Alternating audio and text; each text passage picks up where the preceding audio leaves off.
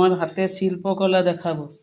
আমার বন্ধুদের আজকে আমাদের লেডিস ক্লাব আছে, তো বন্ধুরা বলেছে বড় কানের পরে যেতে। তো আমি গ্রামের বাড়িতে থাকি, আনা হয়নি। এবারে ওরা বলেছে বড় কানের পরে যেতে। তো বন্ধুরা দেখুন তো এই কানেরগুলো ভালো হয়েছে কিনা। এই হাতের কাঁচের চুড়ি আর এই যে বড় হার, এগুলি সব বানিয়েছি আমার বন্ধুদেরকে। এই সন্ধ্যা থেকে, সেই কোন সন্ধ্যা থেকে বসে বসে বানাচ্ছি। এগুলো পরে এখন আমি লেডিস ক্লাবে যাব। আমাকে মানাবে কি না।